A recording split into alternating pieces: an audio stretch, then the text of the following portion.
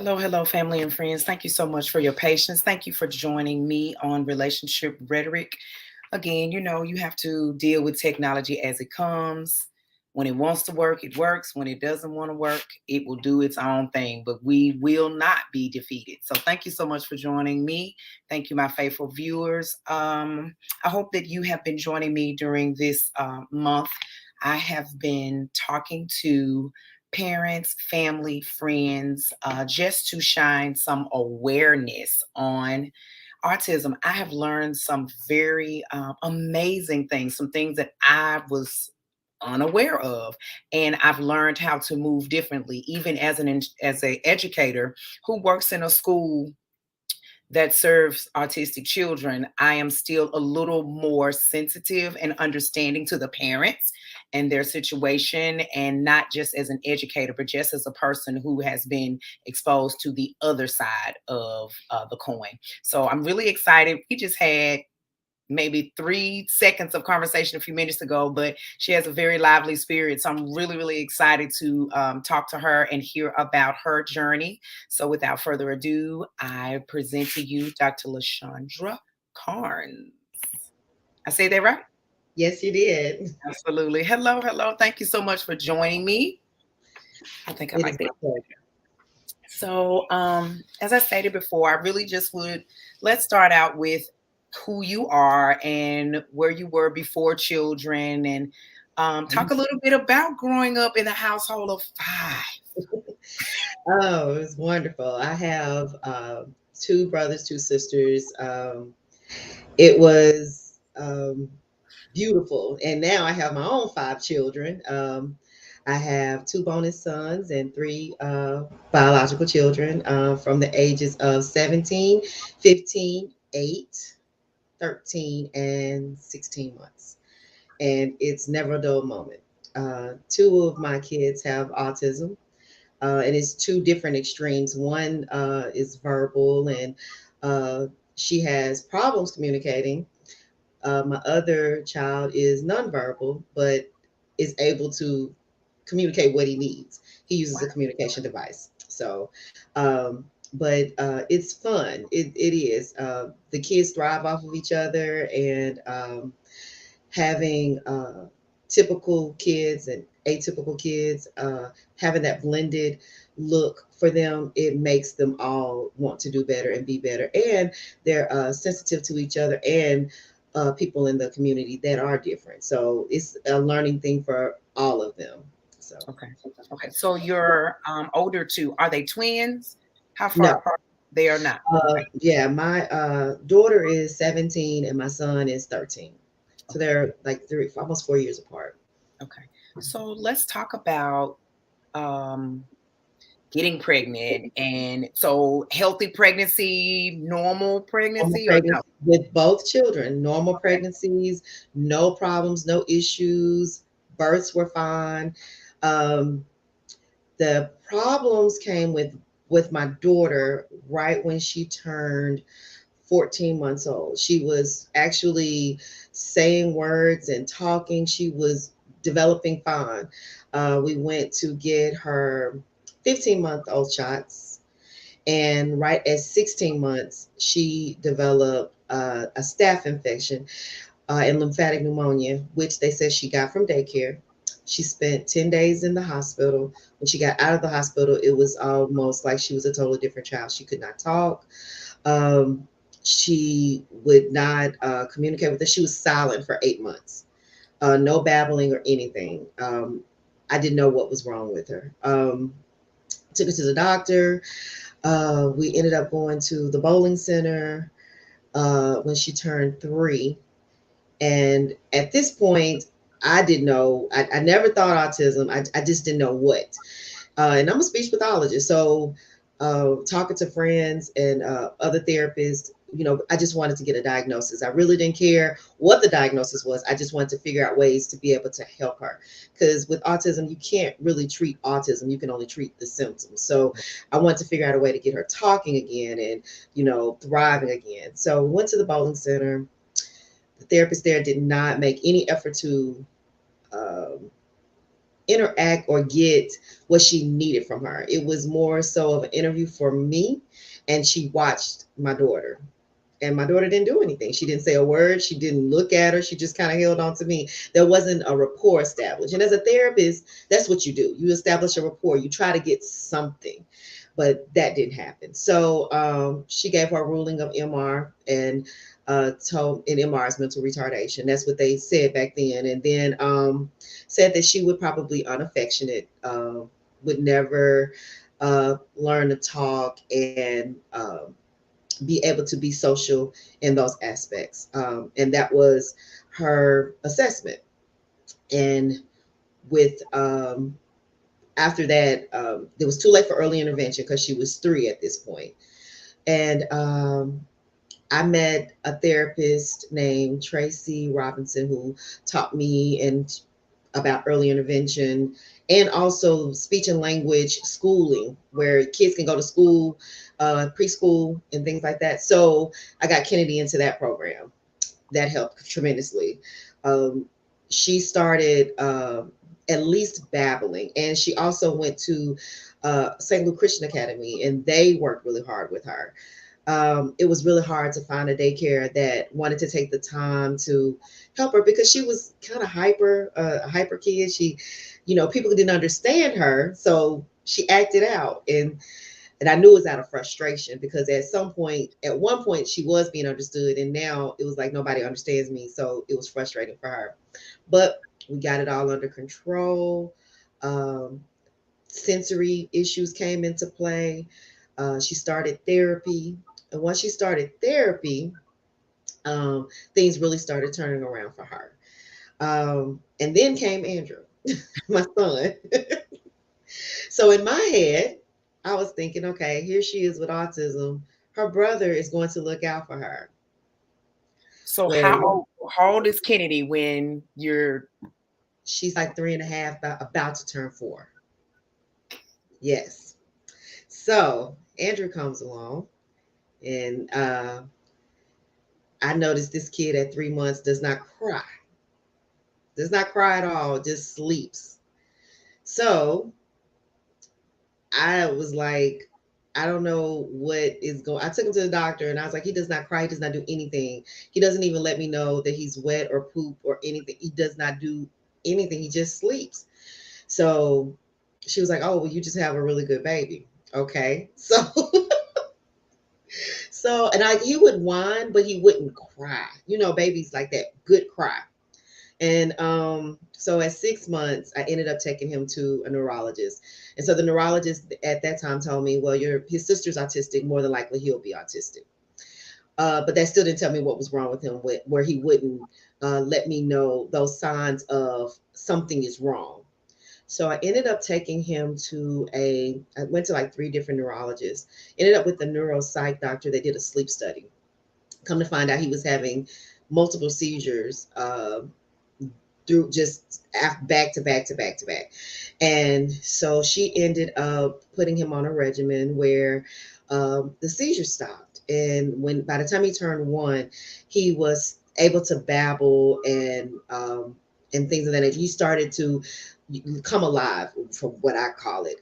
He started to give me eye contact and things like that. So at this point, I have Kennedy in therapy. So I started taking Andrew to the same therapist. So they were both getting speech therapy and occupational therapy and for first choice therapy, which was being ran by Tracy Robinson, really good friend of mine. And they were going there for a long time. And then we ended up going to Alabama for 2 weeks at their sensory center where I took them through light therapy. Um, they were there for 2 weeks. I took off work, went there for 2 weeks. And what it is they got on a mat and they presented them with high intensity hertz of music, which is to desensitize sound, mhm. and light therapy, where it's just a flashing light and they're moving on this mat in a circle. And it was to help them pull the pieces together with their sensory input. They did this for 2 weeks for 1 hour. And during that time, they couldn't watch Like they couldn't get on the computer, they couldn't do iPad, they couldn't put things in their ear because it would cancel out what they were going through. So once that program was over, my daughter started talking in complete sentences. Prior to that, she would just say one word like bathroom or hungry. But after that, she would say, I'm hungry, I'm ready to go to bed. She started talking in complete sentences. My son, although he wasn't talking, he started to try to say words. He has central auditory processing disorder, where he has a motor planning problem, where he knows what he wants to say, but the words doesn't always come out uh, in a loud way. His voice is very light. So, and also tongue placement, like where to put his tongue, how to move his lips. So it's a motor planning thing for him. But prior to that, he wasn't saying anything. Well, there was no attempt or anything. So that sensory program really helped both of them. They wore prism glasses for a while, which stopped my son from toe walking, which is walking on your toes. And my daughter started to really be able to process things better. Um, but after a while, uh, all of the work that was done with that, it kind of trimmed it off because they were growing and aging. So we needed to do again, but the to do that type of therapy is very expensive, and it's expensive for two kids. So I didn't do the therapy again. I did get trained in integrative listening therapy, um, and I introduced that to both of them, which helped with processing and for them to be able to focus. Um, it allowed me to be able to get my daughter off of medication for a while, and with my son, it helped decrease his medication with anxiety because um, he has a lot of sensory issues where sound, like we would go into like Walmart and he would cover his ears. Um, so we had to shop at Target because Target actually has um, desensitized sound in their stores. I can go in Kroger. I can't go in different stores because it would really, affect him. So um, later on, we did start wearing earphones, but there's more for comfort now. He uses them. He can take them off and not have them on, but it's more of a comfort thing. And he seems to focus more when he has all the background noises out. But that sensory thing where it looked like it was painful for him, that has gone away. So as they've gotten older, things have gotten a lot better. They still do all the therapy, occupational therapy, and speech therapy, and behavior therapy. The behavior therapy is for socialization. Um, the thing that I love about both of them is they interact with each other and they interact with their siblings. But once they're done interacting with you, they'll, like my daughter will say, okay, I've had enough. And my son will point to his broom and they'll go decompress and then they'll come back when they're ready to join, but they're not rude about it, which is really nice. So, but they have their own way of being, and it's good. I like it for them. And now that they're getting older and transitioning into new things, me as a parent, I'm worried, but I know they're going to find their footing in what they want to do and how they want to do it, because they've done that. They've taught me so much as a parent, as far as patience, as far as you can't plan it, you can't decide how it's going to be.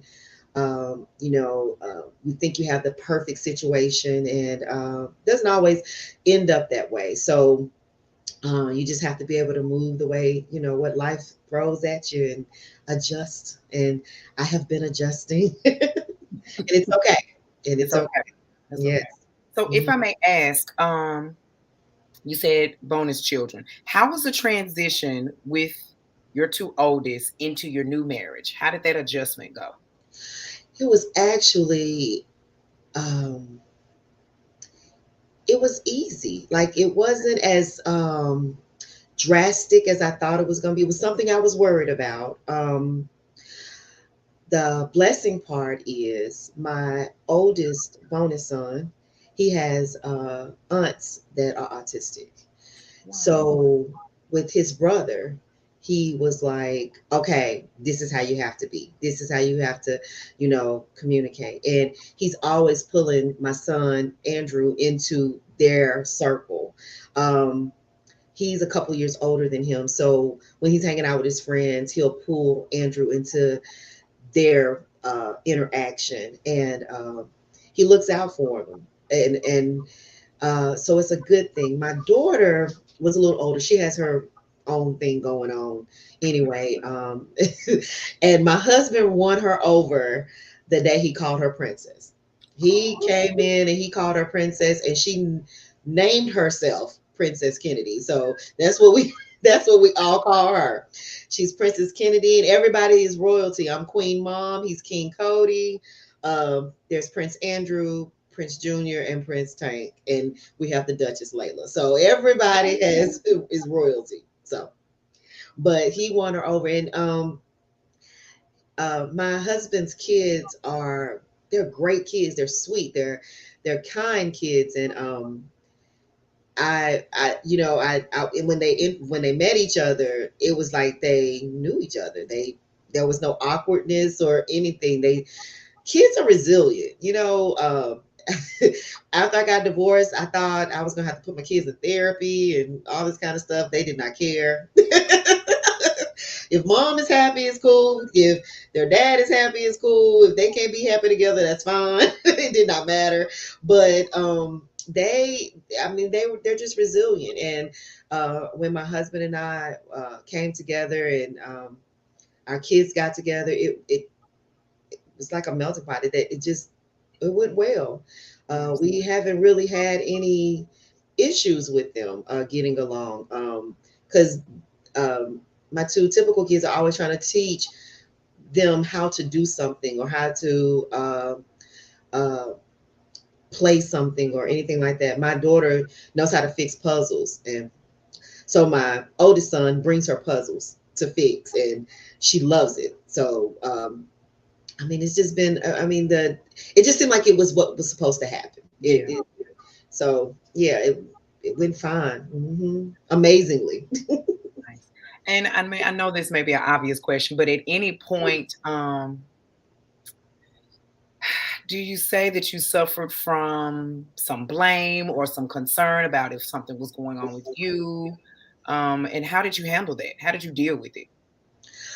Well, I'm a therapist, so logically, I didn't blame me. I did want to know why, because I did all the nurturing and everything that I was supposed to do when I was pregnant, when they were here, when they got here. Um, but as far as placing blame, I never blamed myself. I don't think I ever thought about it in that aspect. I've always wanted to know how to make it better.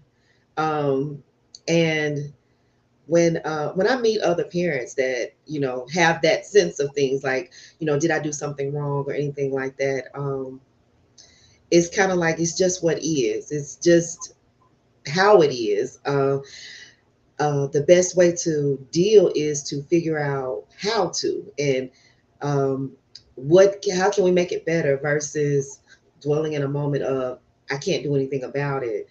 Um, I think about my blessing part is the severity of my kids, and that, like, they're able to do things. They're not in a wheelchair. They're not bedbound. I can hug and kiss them and touch them, and that's not everybody's situation. So I've never thought about it in the sense of blame. I've just always wanted to know how to make it better, and how to not necessarily fix it, but how to make them be comfortable in the world. I think that aspect of it came when my daughter was trying to debate on putting her on medication when she was younger, and I had to pick her up from school because she broke a chair, and she stood on the chair and literally jumped on it until it broke because the teacher wouldn't listen to her, and they said, "Oh, she's posing a danger to herself and others. You have to come and get her." And so when I went and picked her up, she was so upset. She was crying, and I was holding her in her bed, and she put herself under the covers, like wrapped herself in the covers and real tight.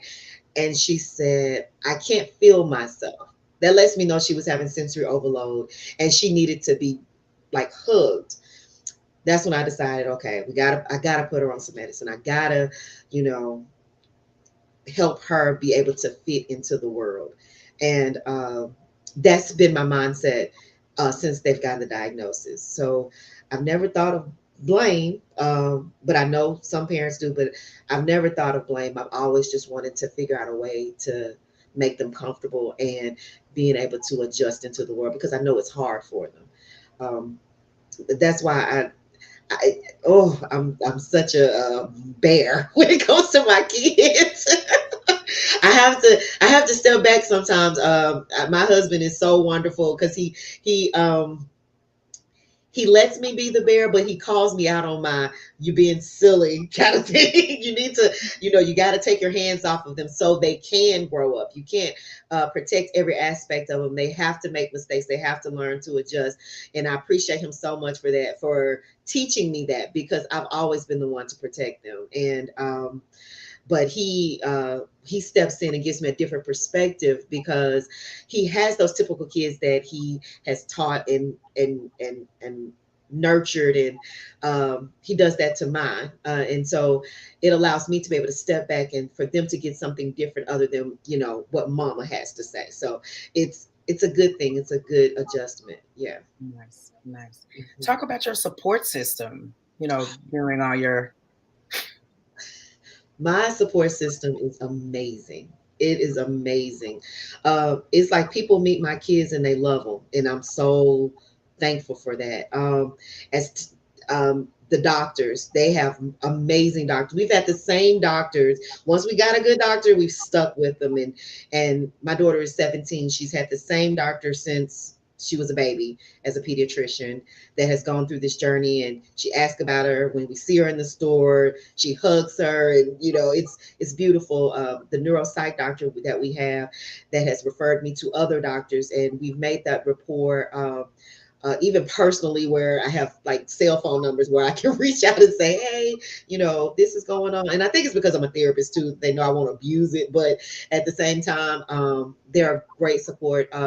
My family, everybody in my family, when my son started using the communication device, they got on webinars to learn how to use it, how to be able to communicate with him. They encourage him to speak. um, my sorority sisters, they embraced Kennedy into the auxiliary clubs, allowed her to participate. The school, my daughter was on the homecoming court this year. She was one of the maids on the homecoming court, and she, representation is everything. The kids in her class were so excited to see her, and then just the other students that voted her in, and they cheered for her, and showed her so much love. The community support. It's beautiful. It really is. There's been opportunities where when my daughter was afraid of the police and policemen and things like that, and now she has a rapport with the school police officer, and they know her when they see her in the community. They speak to her and things like that. So the support is awesome. And my therapist friends, when I can recall. The brushing the teeth thing, trying to teach my daughter how to brush her teeth. And I changed toothpaste, but I didn't realize that changing toothpaste was going to do anything. So um, all of a sudden, my daughter didn't want to brush her teeth anymore. She didn't want to brush her teeth. It was a big thing. She was like, no. And I called my OT friend. I was like, I can't get her to brush her teeth because toothbrushing is an OT thing. She said, well, did you change toothbrushes? Did you change the style of toothbrush? I was like, no. She said, did you change toothpaste? I was like, yes, that's what I did. So I went back and I have to buy the same thing of everything until she picks something different. And she has a little bit of an OCD thing. If something is broken, if she has a shirt that has a pinhole in it, I have to toss the shirt. So, and I just have to respect that. That's just what it is. My husband says she can wear the shirt again, but it bothers her. So, but the support is tremendous. My husband, he never had experience with special needs kids. He reads about it. He tries to, he listens to me when I tell him how to interact and engage. My Him and my son, they when they spending time together and they're, tossing a ball and things like that. I mean, the joy that comes from it, just to see him do what other boys are doing, it's a wonderful thing. So I have, oh my God, so much support. Yes. It's wonderful, and I'm glad that I'm not so overprotective that I don't embrace it. So yeah. So, being a therapist and actually living the life, why do you think that parents, especially parents of color, Mhm. struggle to talk about having atypical children? I think it's a culture thing. I really do. We don't do mental health. We're embarrassed by things. We don't discuss what is important and necessary. We think and it goes back to how we were treated and things that are passed along, like spanking and the way we're disciplined and things like that, or just beat them out of them, or they're just Mm, spoiled, or they're just hyper. All of those things versus and some things can be behavior. Don't get me wrong, but um I do feel like expert opinion matters, and you can take what you need to take from it. Um, the biggest thing is being embarrassed and not wanting anything to be wrong with your child. Nobody wants there to be a problem with your kid. You don't. But if you see something wrong, ignoring it does not make it better. Um, I ran into a client that had a situation where here it is, her son was 14 years old, but he wasn't potty trained. And she didn't understand why he could not go to the bathroom. Well, he was incontinent. He couldn't feel that he needed to go to the bathroom. And something as simple as going to a doctor and getting a diagnosis, but it was I'm embarrassed. But here it is, he has to go to school and worry about, where he's going. having an accident.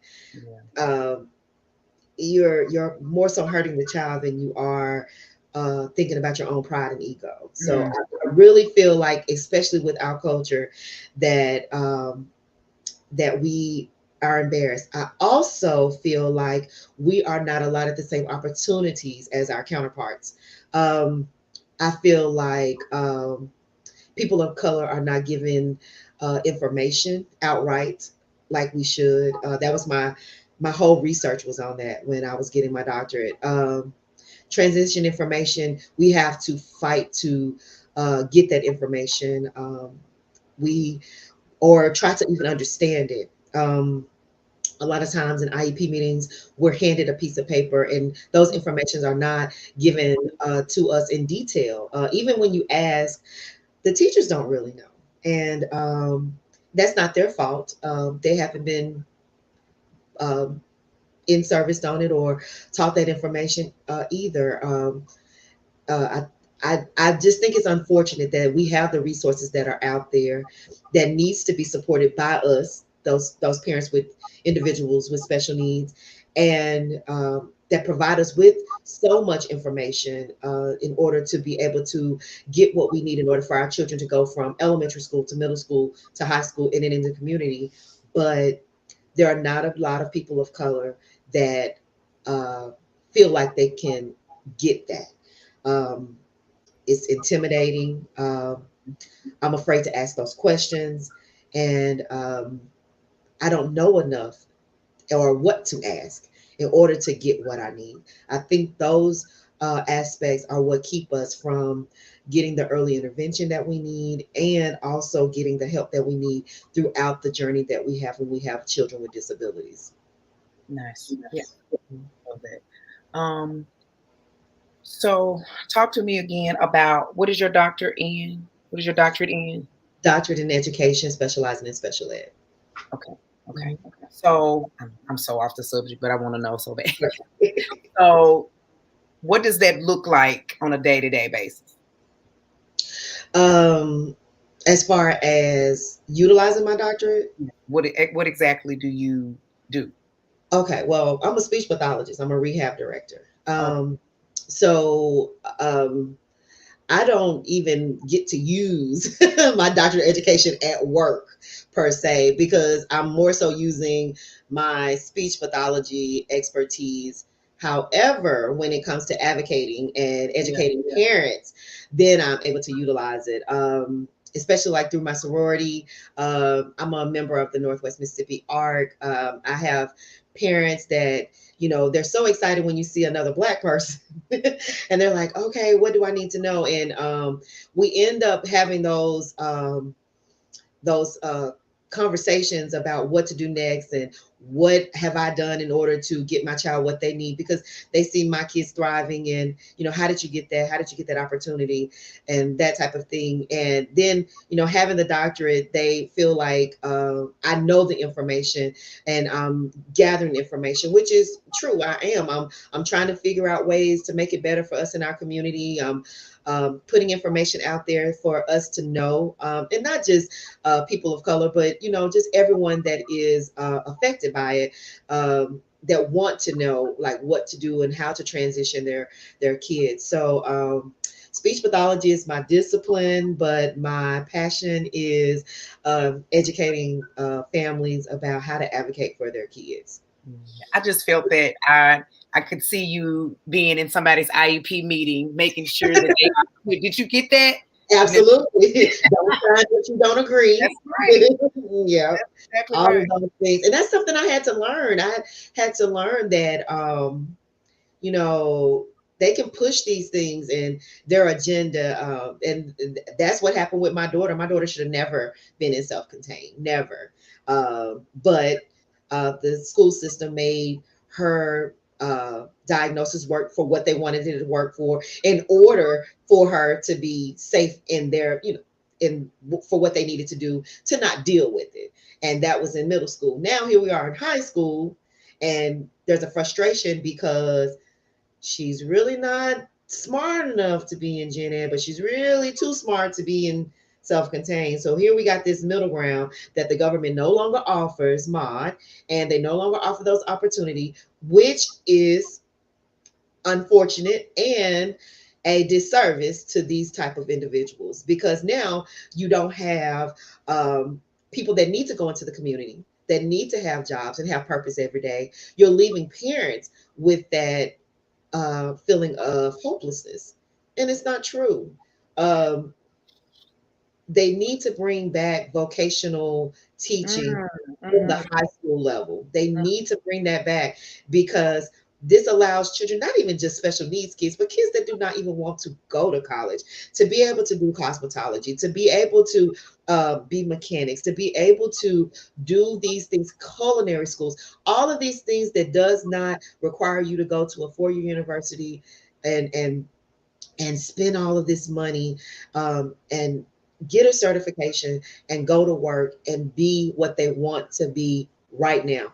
And there's nothing wrong with that. no. Um, uh, I feel like my daughter, despite that barrier, she's going to do great things. She's a nurturer. She knows what she wants to do, and we're going to figure it out. She's going to wake up every day with purpose. My son, I want him to be a sanitation worker. I want him to pick up garbage and take it and drive the truck, because that's what he does here. That is his thing. He knows how to get the garbage together. He knows how to pull the garbage, and sanitation workers make good money. So I am not against that. So, and if he decides later on in life there's something else that he wants to do and he thrives in, great. He's strong. He knows how to problem solve. So I know that there's something keen for him. It's just that I feel like the school system no longer is teaching our children how to problem solve and effectively be able to go into the world other than what is taught out of a textbook. They're Mm, not analytical anymore. They're only straight black and white. Well, this is what I read. I don't know how to um, apply information. And everybody doesn't go to college to be able to learn that skill. And application is important. And you either have to be really smart to get it, or you are kind of pushed to the wayside. And not even just for special needs kids. Those are just for children that have a hard time getting information. Yeah. Yeah. And I feel for educators. I do. They have a hard job because everything is based off of a test, and that's not fair. It's not. It's not. That's a whole nother interview. Right. Absolutely. Whew. So last question. What do you feel like your children have taught you? Oh my gosh. My kids have taught me patience. My children have taught me that I am strong, that I can be fearless. My children have taught me that I am smart. Um, my children have taught me that I can overcome anything. Um, People always tell me, I've said this so many times, they say that they are lucky to have me because I advocate so strong for them. But my kids have taught me how to relax. And this second life, I call my second marriage my second life. This second life is really putting that in the forefront, that everything doesn't have to be immediate, everything doesn't have to be perfect, and everything doesn't have to be in the right now. Mm, It will come when it comes, because the way I look at them is they may not get there with their counterparts, but they will get there. And that's the same thing with everything in life. It doesn't have to happen right now. It'll be okay. And the blessing part is, regardless of downfalls or things that have been like, oh my God, it's the end of the world, it has worked out for my good and for their good. So I look at them and the stuff that they have gone through. I remember taking them to Lavana, and they had been poked and prodded. They had been stuck in a tube and uh, given a MRI, and they had been scanned from head to toe. And I remember crying, walking out of the hospital, because we were doing this genetic testing and all this kind of stuff. And my daughter said, "So can we go to McDonald's now?" I had to wipe my tears and go, "Yeah, okay." And I was thinking how silly. Like, they do not care. They don't care. They have taught me how to move without fear and not caring what anybody thinks about it. Their autism, my kids do not care. My daughter will put on purple pants and a yellow shirt and a blue bracelet and rainbow hat and go to school and think she's looking the best. And somebody can look at her and tell her, "Oh, you look silly." No, I look awesome. She does not care. And my son moved with the same resilience. And I have learned that from them, to just be who you are, move how you want to, and live life like you should, how you want to. Because everybody else is. Everybody's moving how they want to. that's Why right. not? Why not do the same thing? That's right. So that's what I've learned from them. That it's okay to make mistakes and try again. And regardless of what, if you wake up to see another day, you get to do it all over again in a different way. Yeah. So yeah, Yeah. Oh my they God. are a blessing. They really are. Well, thank you. This has really been a great interview. Thank you. I do. I appreciate you sharing your story. No Um, problem.